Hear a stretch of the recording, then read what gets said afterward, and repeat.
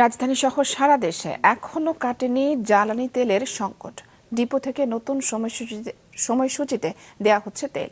পরিস্থিতি নিয়ন্ত্রণে বিভিন্ন জেলায় শুরু হয়েছে ফিউয়েল কার্ড বিতরণ। বিস্তারিত ডেস্ক রিপোর্টে। রাজধানীর বিভিন্ন পাম্পে এখনো কাটেনি জ্বালানি তেলের সংকট। তেল নেই নোটিশ টাঙিয়ে বন্ধ রাখা হয়েছে বেশ কিছু পাম্প। যেসব পাম্পে তেল মিলছে সেখানে তেলের জন্য দিনভর চোখে পড়ে বিভিন্ন বাহনের দীর্ঘ সারি। সরকার বলতেছে যে আপনার ভরপুর তেল চলে আসছে, কিন্তু আমার মনে হয় এই যে আপনার পেট্রোল মাফিয়াদের কারণে আমাদের এই ভোগান্তি। এখন সময় থেকে এখন তেলের মূল্যটা এখন বেশি পড়ে গেছে। সরকারের বেঁধে দেওয়া নতুন সময়সূচিতে নারায়ণগঞ্জের 4টি ডিপো থেকে তেল সরবরাহ করা হচ্ছে। প্রতিদিন সকাল 7টা থেকে বিকেল 3টা পর্যন্ত ডিপো থেকে তেল নিতে পারবেন পাম্প মালিকরা। তবে ডিপো থেকে চাহিদা মতো তেল দেওয়া হচ্ছে না বলে অভিযোগ ট্যাঙ্ক লরি চালকদের।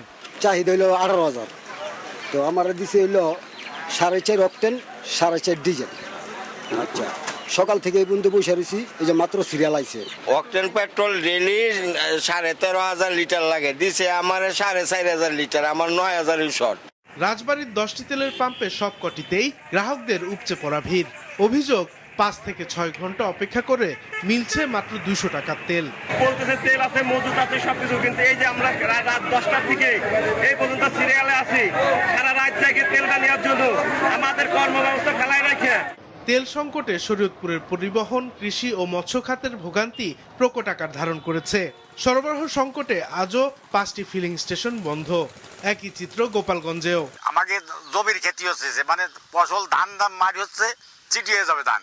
দোকানদারকে দ্বারা গেলে কয় যে পাওয়া যায় না, সে ডিজেল নেওয়া হলো 160 টাকা, ডিজেল নেয় 140 টাকা, কেউ কেউ বলে 180 টাকা, এইভাবে বলে। আমাদের এই যে জমিতে আমরা পানি দিই, কিভাবে আমরা এই করব?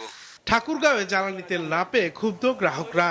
সংকট নিরসনে আগামী 4 এপ্রিল থেকে ফিউয়েল কার্ড বিতরণের সিদ্ধান্ত নিয়েছে প্রশাসন। এদিকে চুয়াডাঙ্গাতে শুরু হয়েছে ফিউয়েল কার্ড বিতরণ। লালমনিরহাটের ফিলিং স্টেশনে গ্রাহকদের চাপ সামলাতে হিমশিম খেতে হচ্ছে কর্তৃপক্ষকে। একই পরিস্থিতি ব্রাহ্মণবাড়িয়া, লক্ষ্মীপুর, যশোর সহ বিভিন্ন এলাকায়।